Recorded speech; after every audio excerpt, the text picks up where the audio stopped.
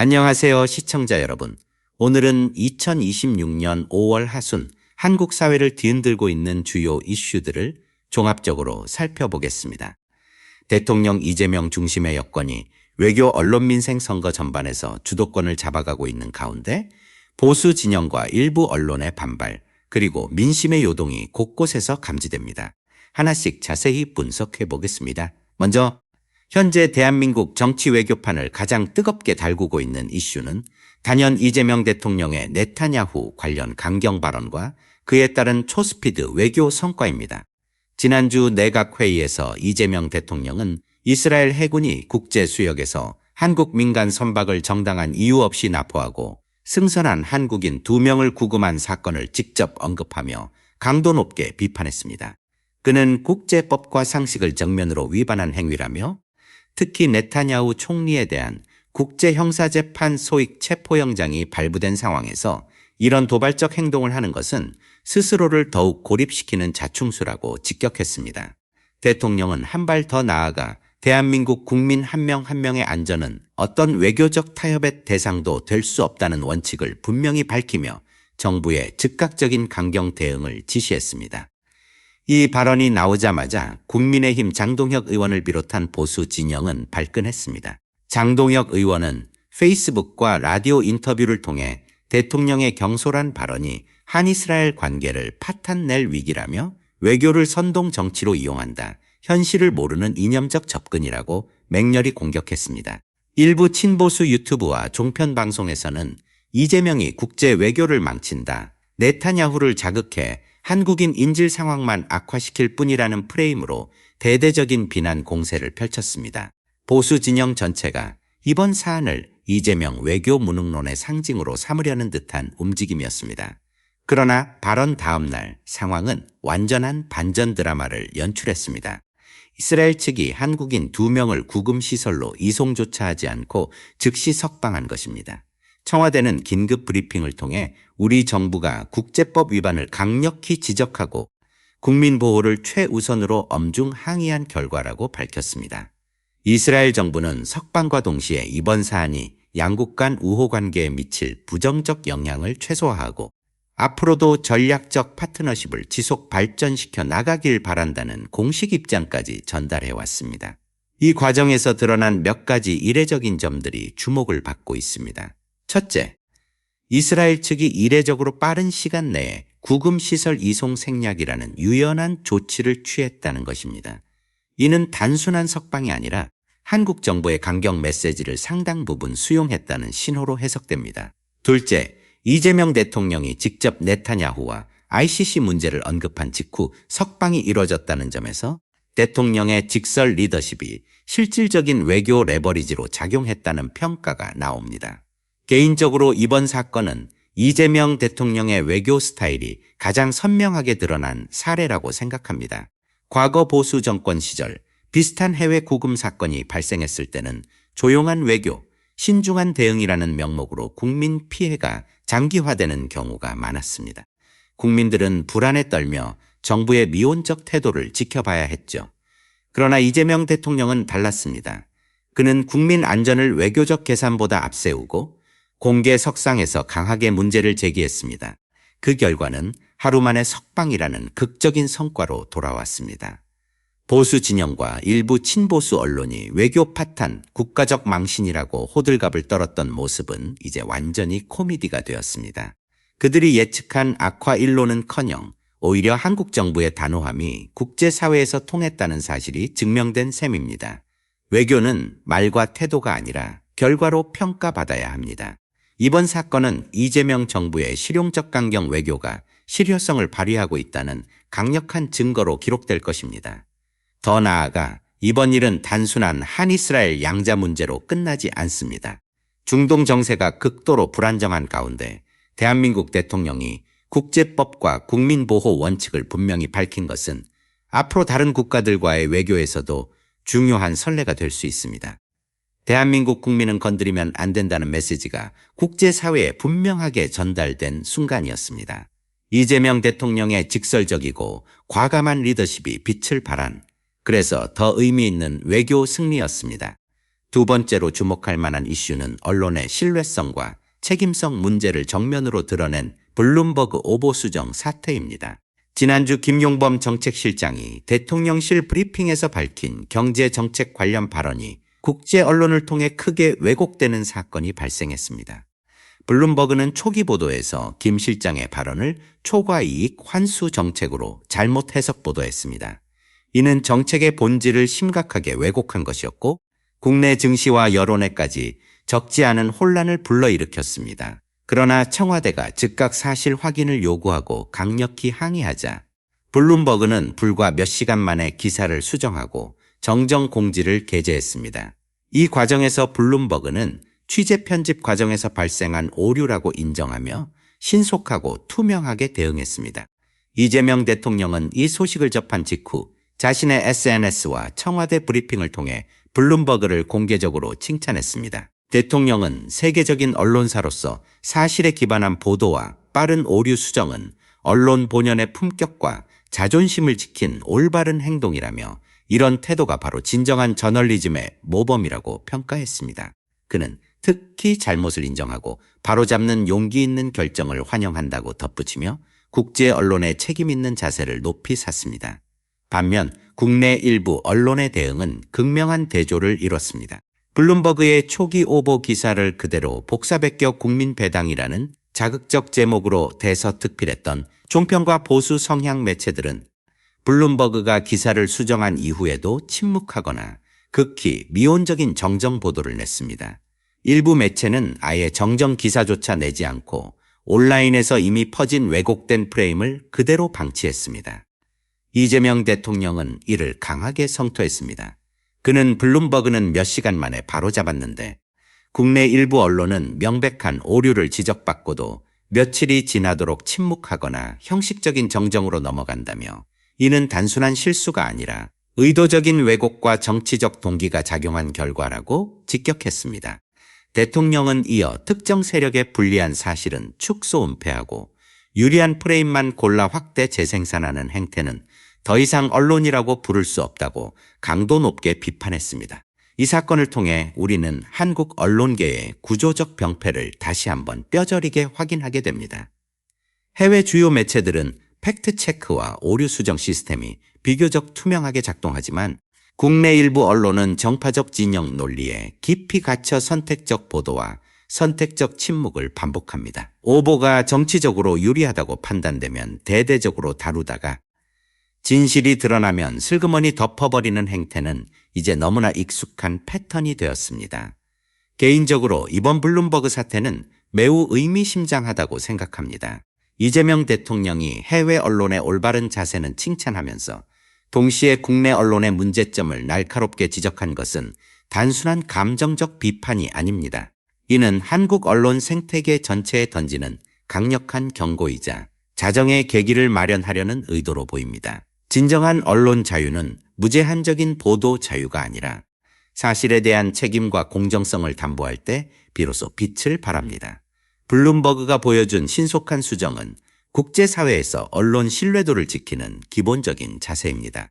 이제 국내 언론들도 이 기회에 스스로를 돌아보고 정치적 도구가 아닌 국민을 위한 정보 전달자로서의 본분으로 돌아와야 할 때입니다.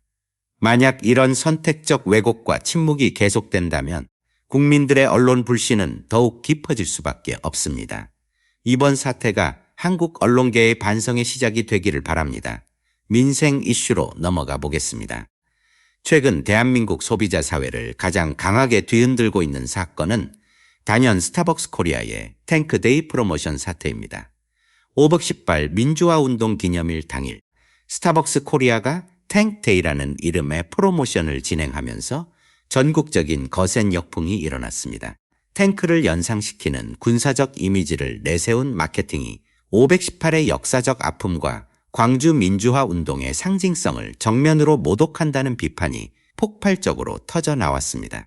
SNS에서는 역사를 장사거리로 삼느냐, 기업의 역사 인식 수준이 이 정도냐는 분노의 글이 쏟아졌고 불매운동은 순식간에 전국적 규모로 확산됐습니다. 신세계그룹 정용진 회장은 사태가 커지자 직접 나서서 공식 사과문을 발표했습니다. 그는 국민 여러분께 깊은 상처를 드렸다며 고개를 숙였고 스타벅스 코리아 CEO를 전격 해임하는 등 내부 책임자 문책 조치를 단행했습니다. 그러나 이러한 신속한 대응에도 불구하고 소비자들의 분노는 쉽게 사그라지지 않고 있습니다. 오히려 사과 후에도 이어진 구체적인 소비자 피해 문제가 새로운 불씨가 되고 있습니다. 특히 가장 큰 논란이 되고 있는 것은 스타벅스 앱 충전금 환불 정책입니다. 보이콧을 결정한 소비자들이 앱에 충전해 놓은 금액을 돌려받으려 하자 스타벅스 측은 환불을 위해서는 충전금의 60 이상을 실제 사용해야 한다는 기존 조항을 내세웠습니다. 이에 소비자들은 내가 내 돈인데 왜 기업이 조건을 붙이느냐, 강제로 소비를 강요하는 불공정 조항이라며 강하게 반발했습니다. 실제 SNS와 온라인 커뮤니티에는 생생한 불만 사례들이 넘쳐납니다. 어떤 소비자는 남은 4만 원을 채우기 위해 3,900원짜리 바나나 브레드를 10개 넘게 사서 겨우 60을 채웠다고 토로했고, 또 다른 사람은 비싼 커피는 먹기 싫어서 가장 싼 메뉴를 닥치는 대로 구매했다며 황당함을 드러냈습니다. 내 돈을 쓰게 만들고 환불해 주는 게 무슨 은혜냐는 자조 섞인 목소리가 곳곳에서 나왔습니다. 법률 전문가 양홍석 변호사는 이번 사태에 대해 날카로운 지적을 내놓았습니다. 양 변호사는 해당 환불 조항은 소비자 권리를 과도하게 제한하는 불공정 약관으로 볼 여지가 충분하다며 전액 환불을 요구하는 집단 소송이나 민사 소송이 충분히 가능하다고 밝혔습니다. 동시에 공정거래위원회의 적극적인 역할론도 부각되고 있습니다. 왜 소비자 돈을 기업이 마음대로 규제하느냐? 공정위는 지금 무엇을 하고 있느냐는 국민적 질문이 쏟아지고 있습니다. 이 사태는 단순한 마케팅 실수로 치부할 수 없는 깊이 있는 문제입니다. 역사적 아픔을 가볍게 다룬 기업의 무감각과 소비자를 수익 창출 수단으로만 보는 태도가 결합된 결과물이기 때문입니다. 5업18이라는 대한민국 현대사에서 가장 중요한 민주화 상징을 탱크라는 단어로 희화화한 것은 명백한 감성적 역사적 폭력입니다. 여기에 소비자의 사적 재산인 충전금까지 마음대로 통제하려는 정책이 더해지면서 국민적 공분이 폭발한 것입니다. 개인적으로 이번 스타벅스 불매 운동은 정당한 소비자 운동이라고 생각합니다. 돈은 소비자의 주권이며 소비자는 자신의 가치관에 맞지 않는 기업에 넣으라고 말할 권리가 있습니다. 기업이 형식적인 사과와 CEO 한 명 해임으로 사태를 무마하려 한다면 이는 오히려 역효과만 낳을 뿐입니다. 진정한 해결을 위해 스타벅스 코리아와 신세계그룹은 다음과 같은 실질적 조치를 보여줘야 합니다. 첫째, 충전금 전액 환불을 전향적으로 수용할 것. 둘째, 5업18 역사 교육 프로그램 후원 등 진정성 있는 사회공헌 활동을 통해 재발 방지의 의지를 증명할 것. 셋째, 소비자 권리를 존중하는 환불 정책 전면 개선을 약속할 것. 민심은 냉정합니다. 사과는 말로 하는 것이 아니라 행동으로 증명해야 합니다. 스타벅스 사태가 기업들에게 역사 인식과 소비자 존중이라는 두 가지 교훈을 동시에 남기는 계기가 되기를 바랍니다. 소비자의 주머니가 열리고 닫히는 순간 기업의 진정한 태도가 평가받는다는 사실을 잊지 말아야 할 것입니다. 반대로 이번 스타벅스 사태를 계기로 일부 보수 청년층, 특히 대구 경북 지역을 중심으로 보이콧 반대 운동이 조직적으로 나타나면서 논란이 급속히 정치화 이념화되고 있습니다. 이들은 태극기와 대한민국 국기를 프린트한 티셔츠를 맞춰 입고 스타벅스 매장 앞에서 단체 사진을 찍으며 소비 자유를 지킨다, 좌파 불매 운동에 맞선다는 메시지를 SNS에 대대적으로 올리고 있습니다. 일부 모임에서는 508을 이용한 정치 공세라며 스타벅스 지지를 자유수호 프레임으로 포장하기도 했습니다. 그러나 이 과정에서 탱크데이 축하한다, 광주 탱크 환영과 같은 자극적이고 조롱에 가까운 표현들이 일부에서 등장하면서 국민적 공분을 더욱 키웠습니다. 5박18 민주화 운동의 희생과 아픔을 직접적으로 희화화하는 듯한 뉘앙스가 강하게 느껴지면서 단순한 소비 선택을 넘어 역사 부정 논란으로까지 번지고 말았습니다. 이런 현상은 참으로 안타깝고 우려스럽습니다. 5.18 민주화 운동은 대한민국 현대사에서 보수 진보를 초월한 공동의 역사적 자산입니다. 광주 시민들의 희생 위에 오늘의 민주주의가 서 있다는 사실은 어떤 정치적 입장에 있든 국민이라면 마땅히 존중하고 기억해야 할 가치입니다. 이를 좌파 vs 우파의 대결 구도로 끌어들이고 오히려 조롱하거나 정치적 반발의 도구로 삼는 행태는 사회 통합을 해치고 젊은 세대 간의 깊은 갈등만 증폭시킬 뿐입니다. 물론 개인의 소비 선택은 존중되어야 합니다. 스타벅스를 계속 이용하겠다는 자유로운 결정 자체를 비난할 생각은 없습니다. 그러나 그 선택을 국기 티셔츠라는 상징으로 포장하고 518 기념일에 일부러 대규모로 사진 촬영을 하며 반불매를 외치는 것은 단순한 소비 행위를 넘어 명백한 정치적 퍼포먼스로 보입니다. 특히 역사적 상처를 건드리는 표현들이 섞일 때 이는 오히려 보수 진영 스스로에게도 큰 역풍이 될 가능성이 높습니다. 개인적으로 이번 반대운동은 자유라는 이름으로 역사적 무감각을 정당화하려는 잘못된 시도라고 생각합니다. 진정한 자유는 타인의 아픔을 존중하는 책임의식을 동반할 때 비로소 가치가 있습니다. 젊은 보수층이 정치적 대결에만 몰두하다가 결국 국민 대다수가 공유하는 역사 인식과 멀어지는 모습을 보는 것은 안타까운 일입니다. 스타벅스 사태가 기업의 마케팅 실패에서 시작됐지만 이제는 우리 사회가 얼마나 깊이 이념적으로 분열되어 있는지를 보여주는 상징적 사건이 되어버렸습니다. 보이콧도 반환 보이콧도 모두 자유이지만 그 과정에서 518의 의미를 훼손하거나 정치적으로 이용하는 행위만큼은 지양되어야 합니다. 역사는 잊히거나 왜곡될 때 반복된다는 교훈을 우리 모두가 다시 한번 새겨야 할 때입니다. 지방선거 캠페인이 드디어 본격적인 불꽃을 피우기 시작했습니다. 여야 지도부가 새벽 5시, 6시부터 거리로 나서며 총력전을 펼치고 있는 모습은 이번 선거가 얼마나 치열한 총력전이 될지를 미리 예고하고 있습니다. 더불어민주당은 중진 총동원 체제로 강력한 지원 사격에 나섰습니다.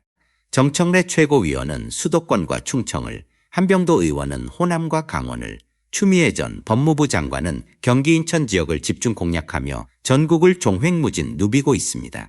이들은 한결같이 1번 찍기를 강력히 강조하며 이번 선거는 단순한 지방선거가 아니라 윤석열 정권 심판의 연장전이자 이재명 정부에 힘을 실어주는 국민투표라는 프레임을 내세우고 있습니다.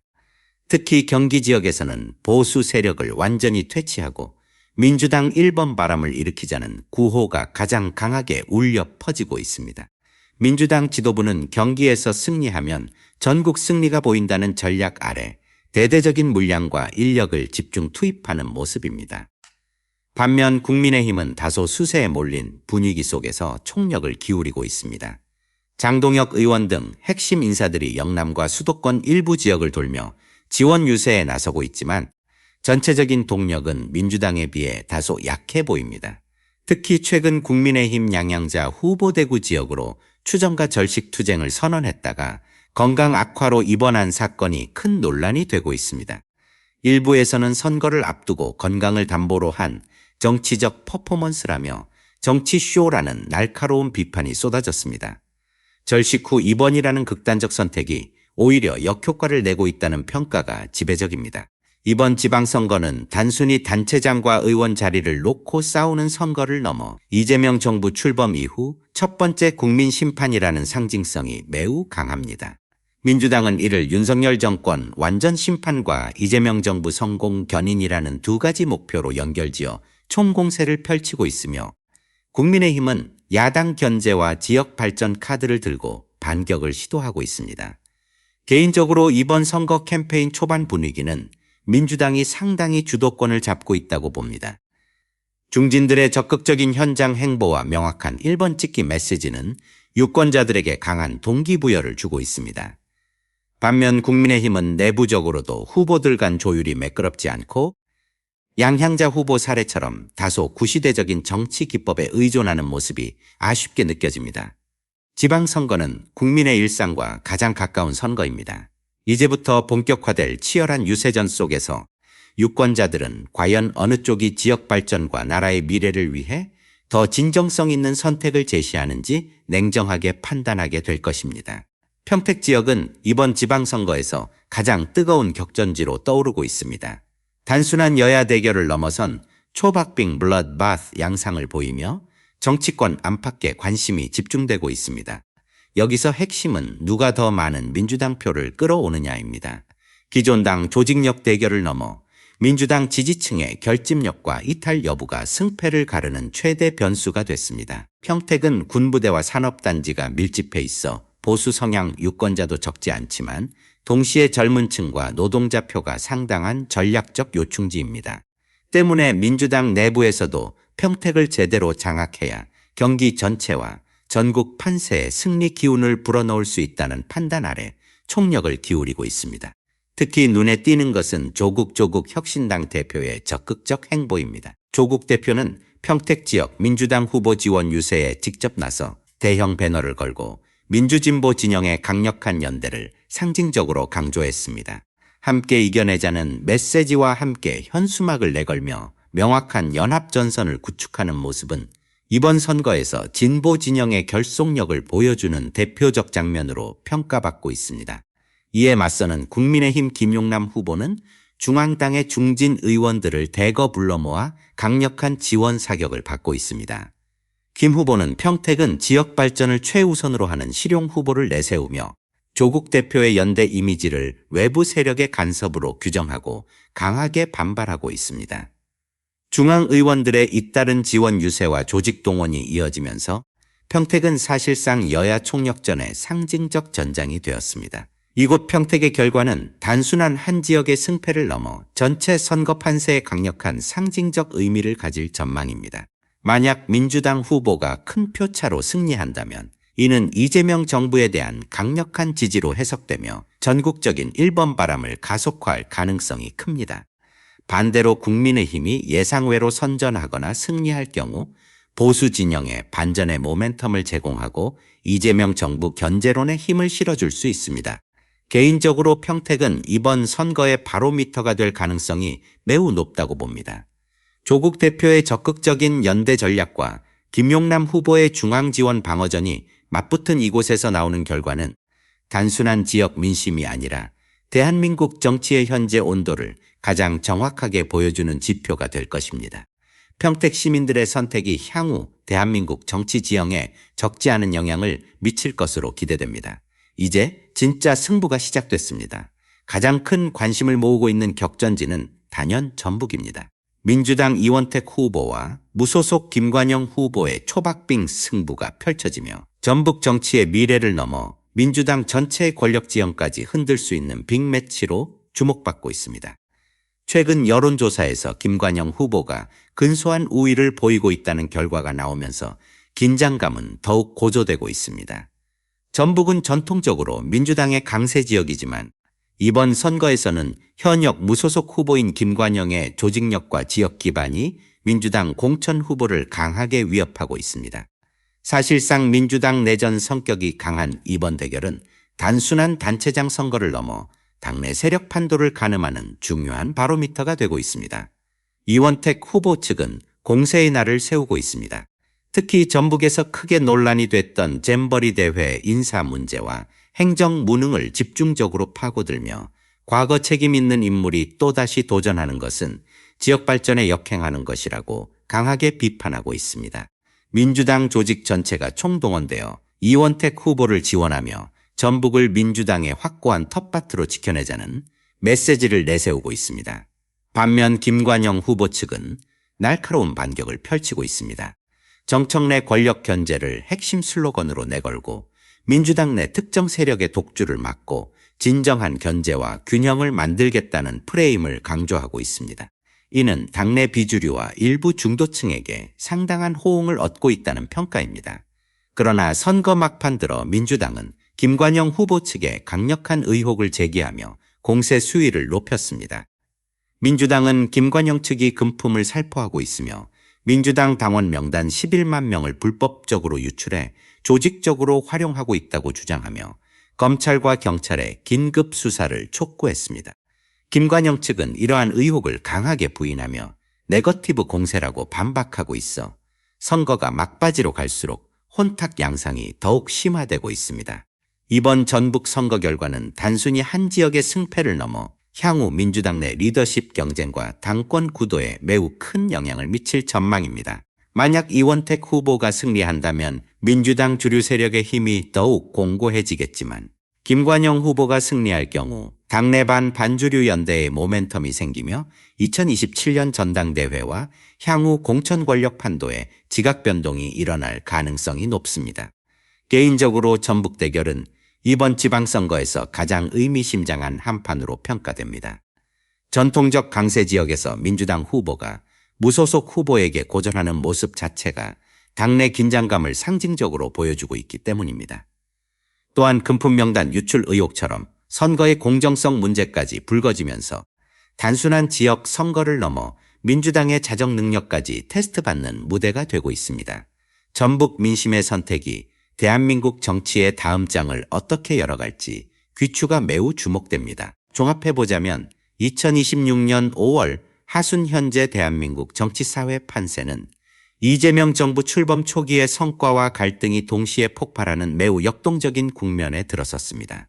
외교 분야에서는 네타냐후 관련 강경 발언 이후 한국인 2명의 초스피드 석방으로 실용 강경 외교의 실효성을 입증했고, 언론 분야에서는 블룸버그의 신속 수정 사례를 통해 국내 일부 언론의 선택적 왜곡 문제를 날카롭게 지적하며 국민 여론의 지지를 얻었습니다. 민생 분야에서는 스타벅스 탱크데이 사태로 역사 인식과 소비자 권리 문제가 크게 부각되면서 기업들의 강력한 경종을 울렸습니다. 동시에 이를 계기로 보수 청년층의 반발 운동까지 나오며 사회적 이념적 갈등이 표면화되는 양상을 보이고 있습니다. 지방선거 국면에 들어서면서는 여야의 총력전이 본격화됐습니다. 민주당은 중진 총동원과 1번 찍기 전략으로 주도권을 잡으려 애쓰고 있으며 국민의힘은 수세 속에서 반전의 계기를 찾고 있습니다. 특히 평택의 치열한 혈전과 전북의 초박빙 민주당 내전은 이번 선거의 핵심 승부처로 떠올랐습니다. 평택은 전체 판세의 바로미터가 될 가능성이 크고, 전북은 향후 민주당 내 권력 구도와 리더십 경쟁에 직접적인 영향을 미칠 중대 변수입니다. 개인적으로 지금 이 시점은 이재명 정부의 첫 번째 진검승부라고 평가합니다. 외교와 언론 분야에서는 비교적 선방하고 있지만 민생 현안, 특히 스타벅스 사태과 지방선거에서 나타나는 지역 민심의 미묘한 균열은 정부와 여당에게 결코 안심할 수 없는 숙제로 남아 있습니다. 보수 진영은 여전히 반이재명 프레임에만 매몰되어 비판 일변도의 전략을 구사하고 있지만 결과 중심의 국민 판단 앞에서는 설득력이 떨어지고 있다는 인상을 줍니다. 반대로 민주당은 내부적으로 과도한 권력 집중 논란과 금품 조직 의혹까지 불거지면서 자정 능력을 시험받고 있습니다. 결국 이번 지방선거의 성패는 단순한 의석수를 넘어 이재명 정부가 국민에게 실질적인 변화를 얼마나 빠르고 강력하게 보여줄 수 있는가를 가늠하는 첫 시험대가 될 것입니다. 국민들은 이제 말이 아닌 결과와 실생활 변화를 보고 판단할 것입니다. 시청자 여러분, 우리 사회가 역사적 아픔을 제대로 존중하면서도 이념 갈등을 넘어 실용적 미래로 나아갈 수 있을지 이번 지방선거가 중요한 분수령이 될 것으로 보입니다. 여러분의 지역은 지금 어떤 열기로 달아오르고 있습니까? 소중한 의견을 댓글로 많이 남겨주시기 바랍니다. 다음 방송에서는 더욱 깊이 있는 현장 분석과 전망으로 찾아뵙겠습니다. 감사합니다.